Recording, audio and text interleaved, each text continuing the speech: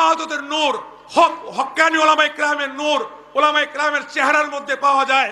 আজকে যারা ওলামায়ে কেরামদের বিরুদ্ধে কথা বলতেছে, আল ওলামা ওয়ারাসাতুল আম্বিয়া, যদি এই দেশে মাদারেসে কওমিয়া না থাকে, যদি এই দেশে হক্কানি ইমাম সাহেবরা মসজিদে মেম্বার ও মেহরাবে হকের পক্ষে কথা না বলে, যদি ইসলাম কোরআন হাদিস সঠিক যদি বুঝতে হয়, তাহলে ওলামায়ে কেরাম না থাকলে বাংলাদেশে সব থাকবে কিন্তু ইসলাম থাকবে না। কথা ঠিক তবে ঠিক, সব থাকবে কোরআন থাকবে না। এই জন্য একদল নব্য ফেরাউন, নব্য শয়তান, নব্য ফিতনাবাজরা আমাদের সমাজের মধ্যে আসছে, যারা ওলামায়ে কেরামদেরকে কলঙ্কিত করার ষড়যন্ত্র করছে। খোদার কসম করে বলি, ইমামতি করবে আলেম, কোনো ডাক্তার নয়, কোনো ইঞ্জিনিয়ার নয়, কোনো প্রফেসর নয়। কথা ঠিক তবে ঠিক। মাসলা বয়ান করবে ওলামায়ে কেরাম, হকের পক্ষে কথা বলবে ওলামায়ে কেরাম। যখন ইসলামের উপর আঘাত আসছে, কোরআনের উপর আঘাত আসছে, নবীকে গালি দিয়েছে, ওলামায়ে কেরাম রাজপথে নামছে। কথা ঠিক তবে ঠিক। আজকে যারা যত বড় লম্বা পাগড়ি হোক না কেন, লম্বা টুপি হোক না কেন, ওলামায়ে কেরামদের গায়ে হাত দেওয়ার ষড়যন্ত্র করা হচ্ছে, ওলামায়ে কেরামের ইমাম সাহেবদের বিরুদ্ধে ষড়যন্ত্র করা হচ্ছে। খোদার কসম করে বলি, একজন আলেমের গায়ে যদি হাত লাগা হয়, বাংলাদেশকে জ্বালায় দেওয়া হবে, জ্বালায় দেওয়া হবে, জ্বালায় দেওয়া হবে। কথা ঠিক তবে ঠিক।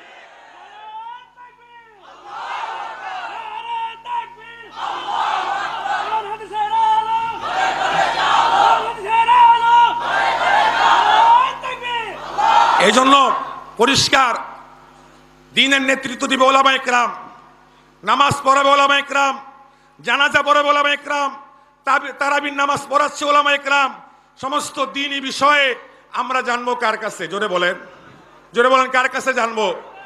আরেকটা ফিতনা সম্পর্কে না বললেই নয়। ইদানিং হিজবুত তাওহীদ নাম শুনছেন আপনারা? হিজবুত তাওহীদ, এই যেই লোক ফেসবুকের মধ্যে আইসা সে বলতেছে এই ইসলাম ধর্ম ওলামায়ে কেরাম যেগুলো বলতেছেন এইগুলো ঠিক বলতেছে না। বলে কি বলে না?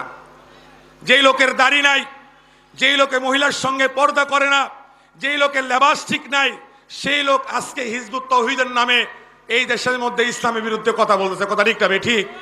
এইগুলো সব হচ্ছে ইহুদিদের দালাল, খ্রিস্টানদের দালাল। কথা ঠিক তবে ঠিক। নাস্তিক মুরতাদদের দালাল।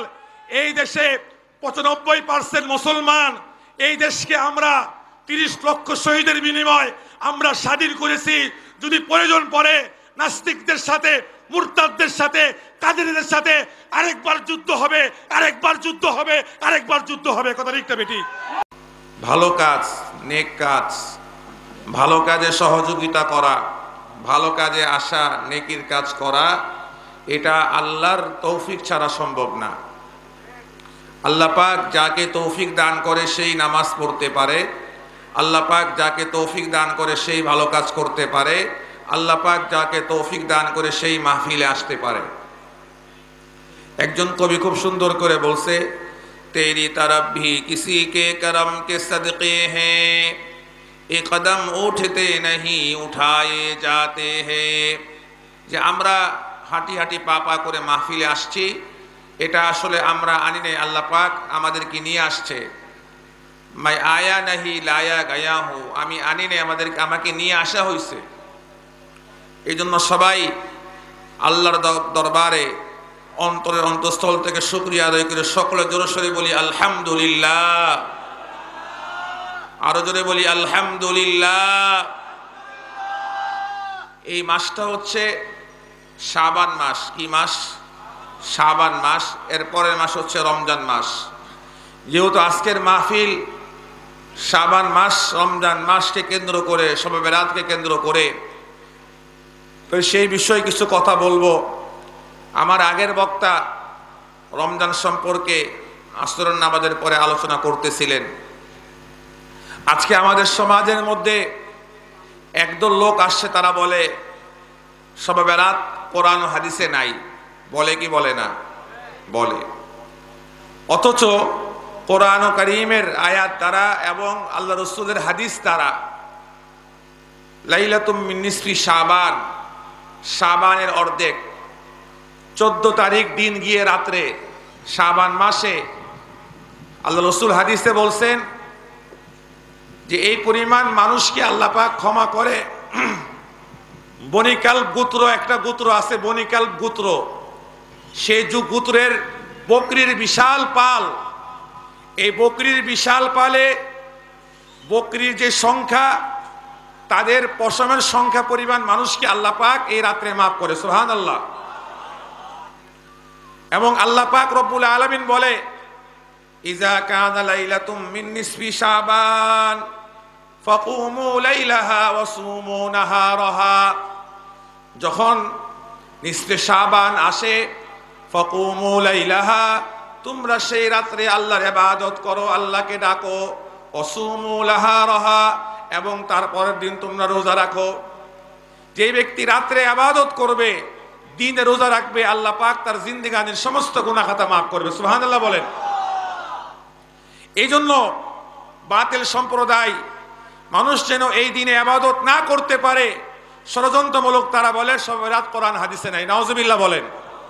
এরা ইসলামের দুশ্মন, কোরআনের দুশ্মন, হাদিসের দুশ্মন, কথা ঠিক না বেঠিক?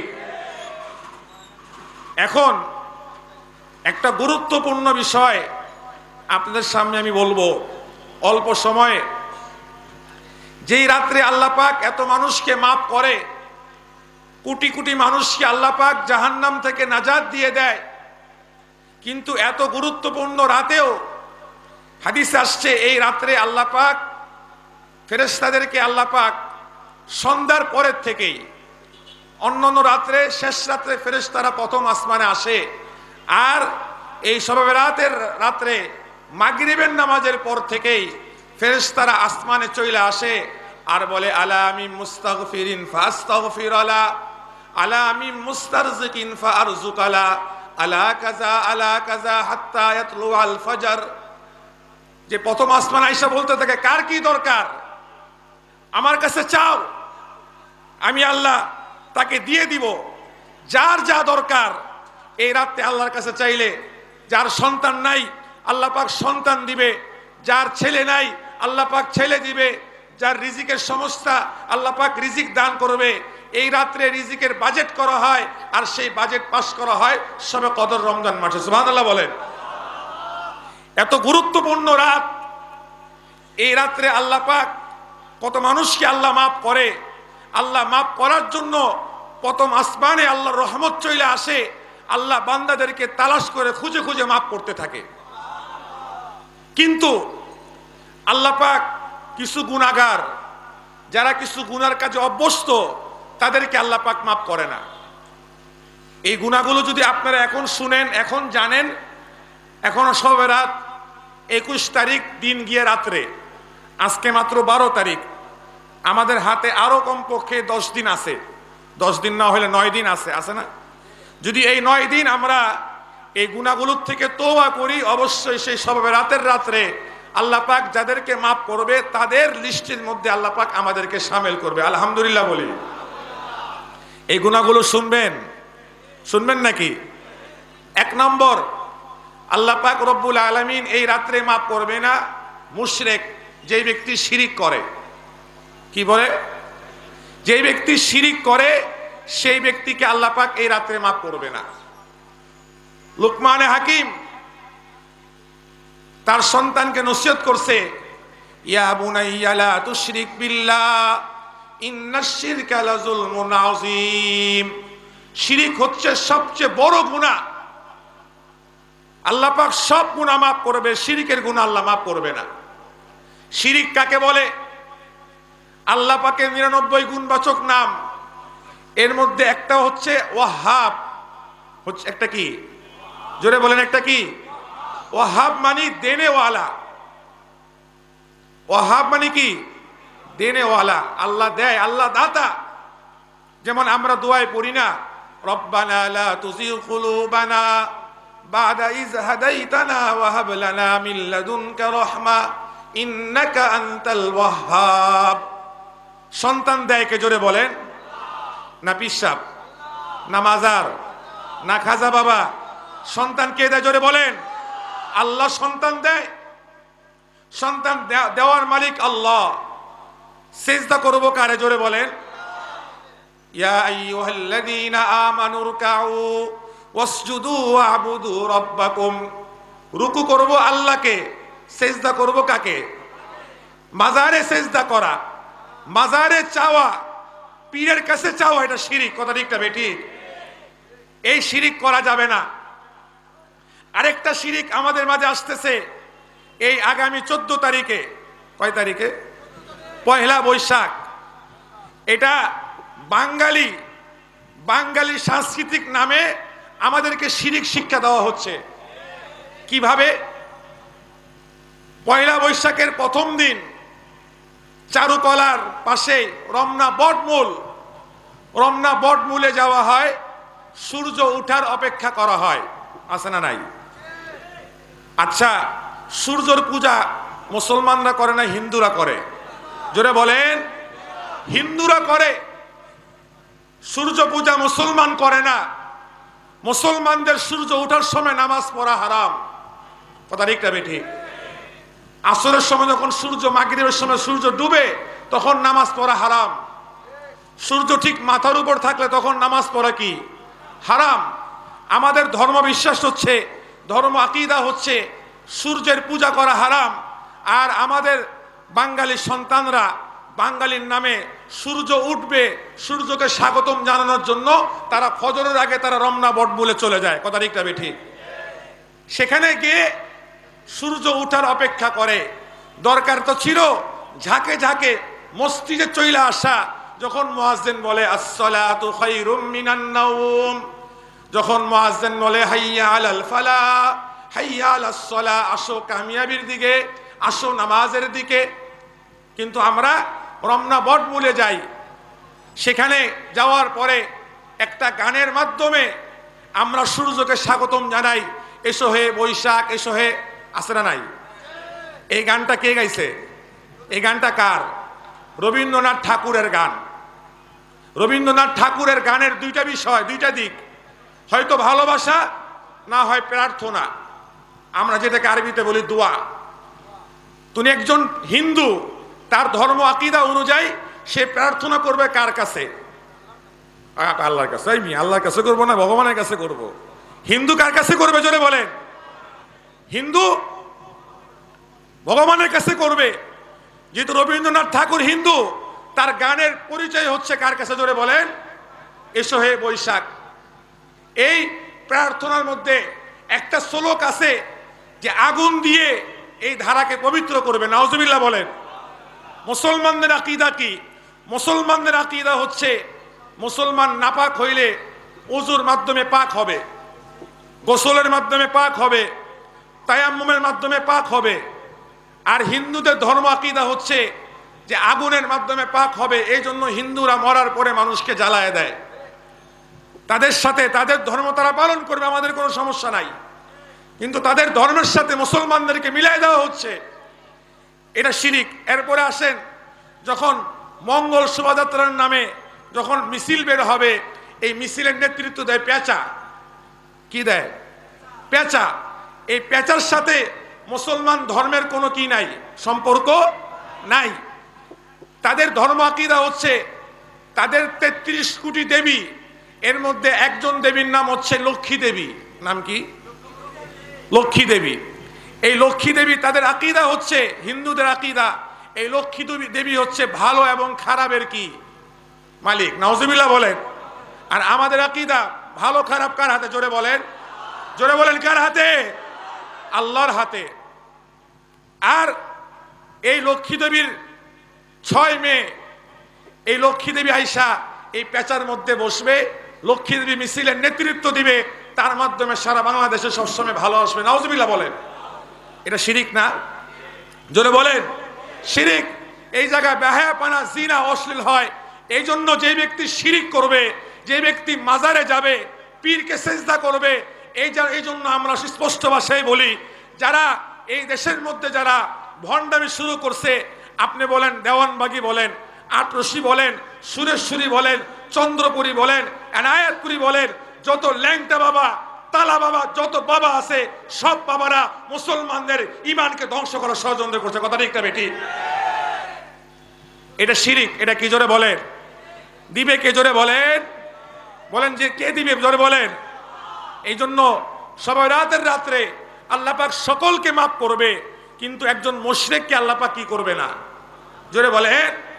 মুসলমানদের একটা আকীদা হচ্ছে আল্লাহ পাক গায়েব জানে, আলিমুল গায়বি ওয়াশ শাহাদা, এটার মালিক একমাত্র কে? আল্লাহ। এখন যদি কোনো ব্যক্তি বলে আমার পীর সাহেব গায়েব জানে, নাউজুবিল্লাহ বলেন। আল্লাহ পাক হাজির নাজির আরেকটা আকীদা, আল্লাহ পাক সব জায়গায় হাজির নাজির আল্লাহ। এখন যদি আমাদের আকীদা হয় মুহাম্মদ সাল্লাল্লাহু আলাইহি সাল্লাম উনিও হাজির নাজির, নাউজুবিল্লাহ বলেন। আবার অনেক জায়গায় ইয়া নবী সালাম আলাইকা বইলা দাঁড়ায় যায়, তাদের আকীদা কি? তাদের আকীদা হচ্ছে নবী আমাদের সামনে চলে আসে, নাউজুবিল্লাহ বলেন। নবী কি চলে আসছে মদিনার থেকে আপনার কাছে? না, নবী হায়াতুন নবী, নবী সেই জায়গায় আরাম করতেছে, আপনি ইয়া নবী বইলা দাঁড়ায় গেলেন আর আপনি বলতেছেন নবী আমার সামনে চলে আসছে, নবীর শান ও মানের জন্য আমি দাঁড়ায় গেছি, এটাও হচ্ছে বেদাত। কথা ঠিক না ঠিক? এই জন্য সমস্ত শিরিক থেকে আমাদেরকে আত্মরক্ষা করতে হবে। এই মুশরিক ব্যক্তিকে আল্লাহ পাক কি করবে না? এই সবে রাতে রাত্রে আল্লাহ কি করবে না? মাফ করবে না। আল্লাহ পাক আমাদেরকে বুঝার তৌফিক দান করেন। এক। দুই নম্বর হচ্ছে যে ব্যক্তি ওয়ালিদাইন কে নাফরমান, যে ব্যক্তি মা বাবার অবাধ্য, যে ব্যক্তি মা বাবার সঙ্গে খারাপ ব্যবহার করে, যে সন্তান মার সাথে খারাপ ব্যবহার করে, যে সন্তানের প্রতি মা নারাজ, যে সন্তানের প্রতি বাবা নারাজ, সেই সন্তানের দোয়া আল্লাহ পাক সেই রাত্রে কবুল করবে না। নাউজুবিল্লাহ বলেন। যদি কারো মার সাথে খারাপ ব্যবহার হয়ে থাকে, বাবার সাথে খারাপ ব্যবহার হয়ে থাকে, মার সঙ্গে যদি সে ঝাড়ি দিয়ে তর্ক বিতর্ক করে কথা বলে থাকে, তাহলে অবশ্যই অবশ্যই মার কাছে গিয়ে মাপ চাইতে হবে। কি চাইতে হবে? জোরে বলেন। এটা একটা কিয়ামতের আলামত। সন্তানরা কিয়ামতের আগে মার সাথে কাজের মহিলার মতো ব্যবহার করবে, মাকে বৃদ্ধাশ্রমে লাগবে, মার হক আদায় করবে না, বিবির হক আদায় করবে, মার হক আদায় করবে না, শাশুড়ির হক আদায় করবে, বাবার হক আদায় করবে না। কথা ঠিক না ঠিক? এই জন্য মার হক মাকে দিতে হবে। আপনার বুকের চামড়া যদি ছিঁড়ে দেওয়া হয়, ছিঁড়ে যদি জুতার চামড়া বানায়, চামড়ার জুতা বানায় দেওয়া হয়, তারপরও মার এক ফোঁটা দুধের ঋণ শোধ হবে না। সুবহানাল্লাহ বলেন। এই যে খাজা মঈনুদ্দিন চিশতি রহমতুল্লাহ আলাইহি এত বড় আল্লাহ ওলি কেমনে হইলেন? উনি একদিন ভারতবর্ষে সফর করে আসছে। সফর করে আসার পরে ওনার খুব খুশি, আনন্দ লাগতেছে। কেন আনন্দ লাগতেছে? যে ওনার হাতে অনেক হিন্দুরা ইসলাম গ্রহণ করেছে, ওনার হাতে অনেক গুনাহগার তওবা করে তারা গুনাহ থেকে তারা বিরত হয়েছে, তারা তওবা করেছে। খুব আনন্দ। বাসা আসার পরে মা বলতেছে, ব্যাপার কি? তোমাকে খুব আনন্দ, তুমি খুব উজ্জ্বল চেহারা তোমার, তুমি হাসতেছো, তোমার মনে অন্তরে খুব আনন্দ বোধ মনে হচ্ছে, ব্যাপার কি? কয় আম্মা জান, আমার এই ভারতবর্ষ সফর করেছি, লক্ষ লক্ষ হিন্দুরা আমার হাতে হাত দিয়ে তারা মুসলমান হয়েছে, লক্ষ লক্ষ গুনাহগার মুসলমানরা আমার হাতে হাত দিয়ে তওবা করেছে, এই জন্য আমার অন্তরে খুব খুশি লাগতেছে। সুবহানাল্লাহ বলেন। মা বলে, বাবা এটা তোমার কোনো কামালিয়ত না, এটা হচ্ছে আমার কামালিয়ত, এটা আমার সফলতা, তোমার কোনো সফলতা না। তাই আম্মা কেন? বাবা যখন তুমি আমার পেটে আসছো, পেটে আসার পরের থেকে আমি তোমার মা, আমি কখনো ওযু ছাড়া ছিলাম না। সুবহানাল্লাহ বলেন।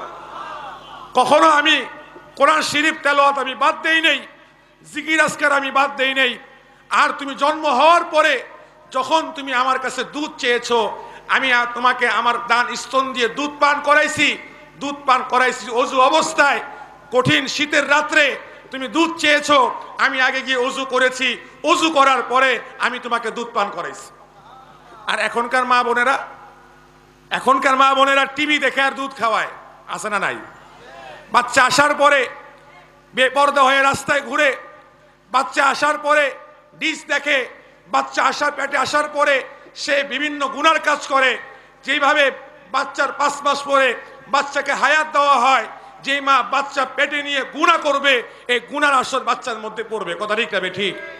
যেই মা পেটে বাচ্চা নিয়ে নেক আমল করবে, নামাজ পড়বে, রোজা রাখবে, বিভিন্ন নফল ইবাদত করবে, গুনাহ করবে না, বেপরদা হবে না, সেই বাচ্চার উপরও নেকির আসর পড়বে। সুবহানাল্লাহ বলেন।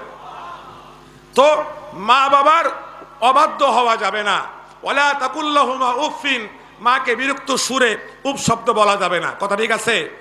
তো 2 নম্বর, যারা মা বাবার সঙ্গে বেয়াদবি করে তাদেরকেও আল্লাহ পাক এই শবে বরাতের রাত্রে আল্লাহ পাক তাদেরকে মাফ করবে না।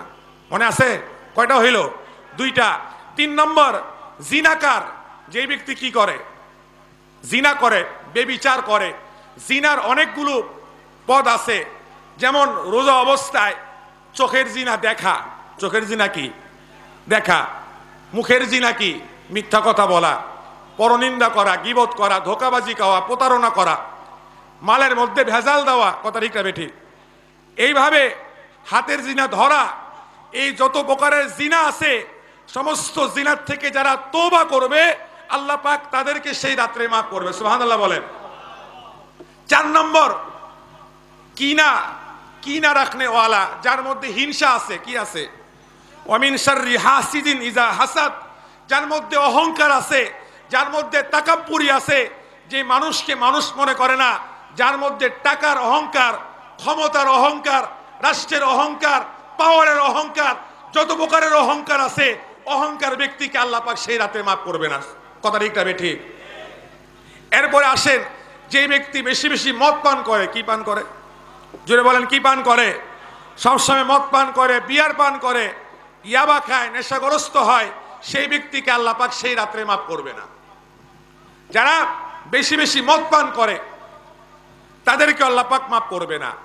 এরপরে আসেন, যারা টাকনুর নিচে পায়জামা পরে, লুঙ্গি পরে, প্যান্ট পরে। কিসের নিচে? জোরে বলেন।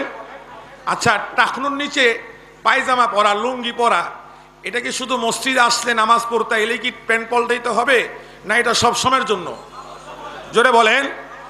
না মসজিদে শুধু আসলে? কোথায়? সব সময়ের জন্য। হাদিস আসছে, আল্লাহ পাক রব্বুল আলামিন যে ব্যক্তি টাকনুর নিচে পোশাক পরবে, আল্লাহ পাক কাল কিয়ামতের ময়দানে তার দিকে রহমতের দৃষ্টিতে আল্লাহ পাক তাকাবে না। নাউজুবিল্লাহ বলেন।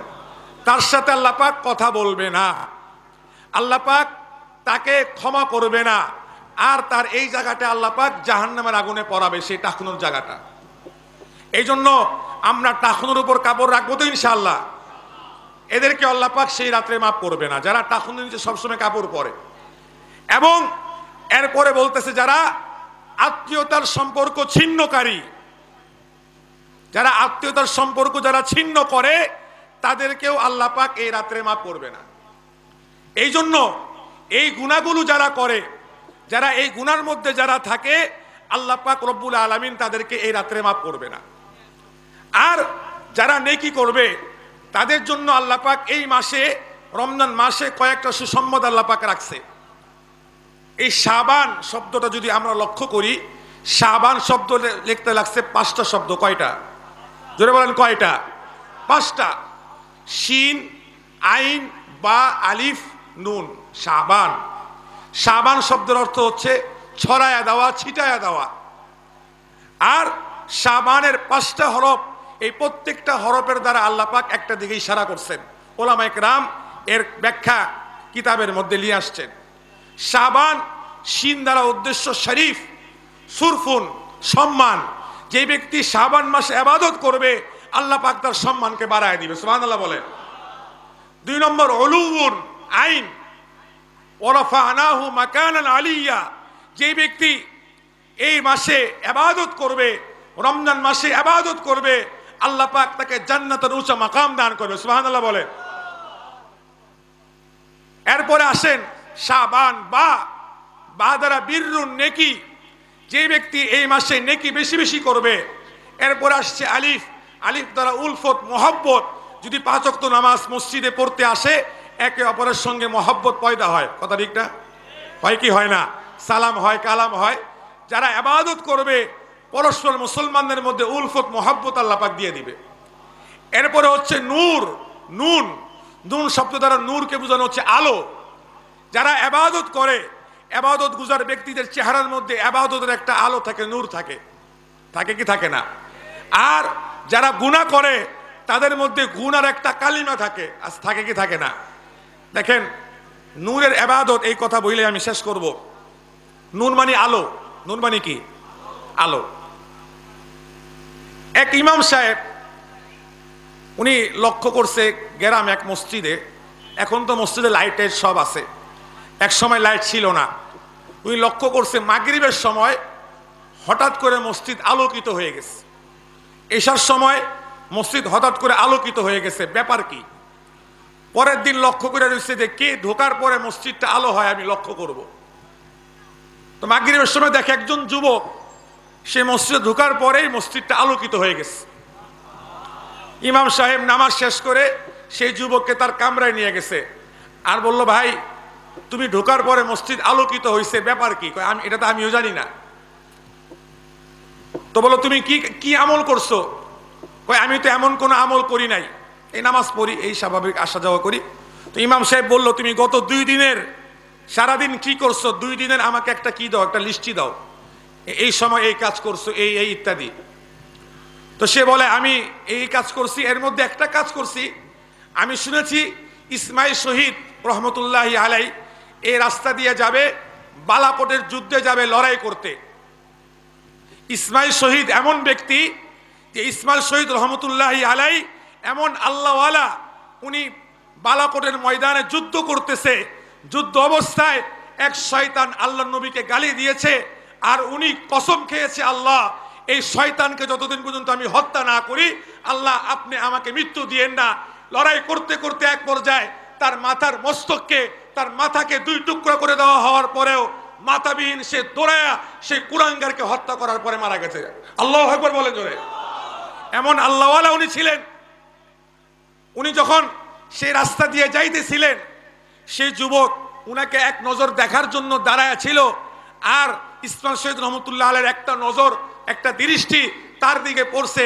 এই দৃষ্টি পড়ার পর থেকে উনার ইবাদতের নূরের একটা আলো তার চেহারার মধ্যে চলে গেছে। সুবহানাল্লাহ বলে। এই জন্য উনি মসজিদে গেলে আলোকিত হয়ে যায়। এই জন্য পরিষ্কার বলতে চাই যে ইবাদতের নূর, হক্কানি ওলামায়ে কেরামের নূর ওলামায়ে কেরামের চেহারার মধ্যে পাওয়া যায়। আজকে যারা ওলামায়ে কেরামদের বিরুদ্ধে কথা বলতেছে, আল ওলামা ওয়ারাসাতুল আম্বিয়া, যদি এই দেশে মাদারেসে কওমিয়া না থাকে, যদি এই দেশে হক্কানি ইমাম সাহেবরা মসজিদে মেম্বার ও মেহরাবে হকের পক্ষে কথা না বলে, যদি ইসলাম কোরআন হাদিস সঠিক যদি বুঝতে হয়, তাহলে ওলামায়ে কেরাম না থাকলে বাংলাদেশে সব থাকবে কিন্তু ইসলাম থাকবে না। কথা ঠিক তবে ঠিক, সব থাকবে, কোরআন থাকবে না। এই জন্য একদল নব্য ফেরাউন, নব্য শয়তান, নব্য ফিতনাবাজরা আমাদের সমাজের মধ্যে আসছে, যারা ওলামায়ে কেরামদেরকে কলঙ্কিত করার ষড়যন্ত্র করছে। খোদার কসম করে বলি, ইমামতি করবে আলেম, কোনো ডাক্তার নয়, কোনো ইঞ্জিনিয়ার নয়, কোনো প্রফেসর নয়। কথা ঠিক তবে ঠিক। মাসলা বয়ান করবে ওলামায়ে কেরাম, হকের পক্ষে কথা বলবে ওলামায়ে কেরাম। যখন ইসলামের উপর আঘাত আসছে, কোরআনের উপর আঘাত আসছে, নবীকে গালি দিয়েছে, ওলামায়ে কেরাম রাজপথে নামছে। কথা ঠিক তবে ঠিক। আজকে যারা যত বড় লম্বা পাগড়ি হোক না কেন, লম্বা টুপি হোক না কেন, ওলামায়ে কেরামদের গায়ে হাত দেওয়ার ষড়যন্ত্র করা হচ্ছে, ওলামায়ে কেরামের ইমাম সাহেবদের বিরুদ্ধে ষড়যন্ত্র করা হচ্ছে। খোদার কসম করে বলি, একজন আলেমের গায়ে যদি হাত লাগা হয়, বাংলাদেশকে জ্বালায় দেওয়া হবে, জ্বালায় দেওয়া হবে, জ্বালায় দেওয়া হবে। কথা ঠিক তবে ঠিক।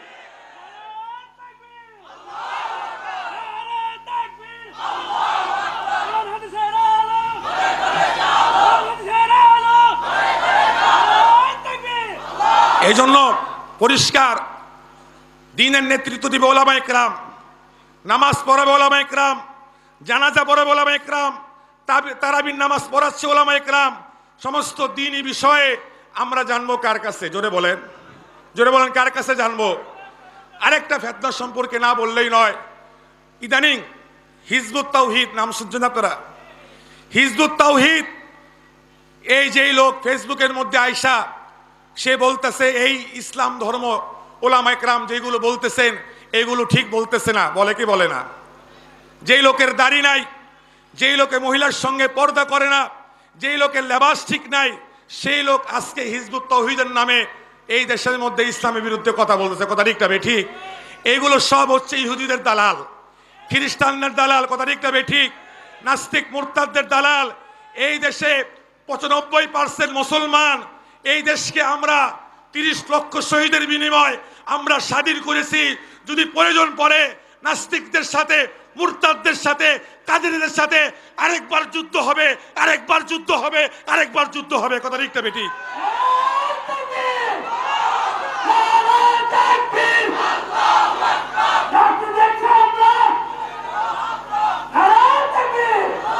আরেকজন নব্য শয়তান সংসদে দাঁড়ায়া সে কওমি শিক্ষাকে বিষ বৃক্ষ বলে, সে কাদিনীদের পক্ষে দালালি করে।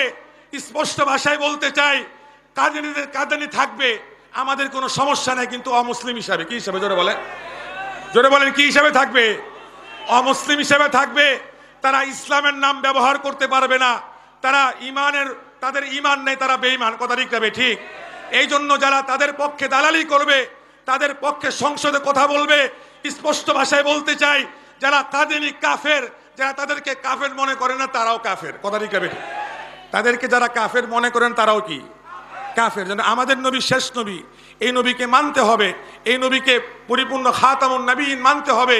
এই জন্য আমাদের আকীদা বিশ্বাস হচ্ছে আমাদের নবী শেষ নবী, আমাদের নবীর পরে আর কোনো নবী আসবে না, উনি সর্বশেষ নবী, উনি আখের নবী, উনি আসছেন। এরপরে কোনো নবুয়তের দরজা সব বন্ধ হয়ে গেছে। এরপর যদি কোনো ব্যক্তি নবী দাবি করে, সেই মিথ্যাবাদী, সেই দাজ্জাল, সেই কাজ্জাব, সেই শয়তান। কথা ঠিক হবে? ঠিক। এই জন্য আমরা ওলামায়ে কেরামের সঙ্গে থাকবো তো ইনশাল্লাহ।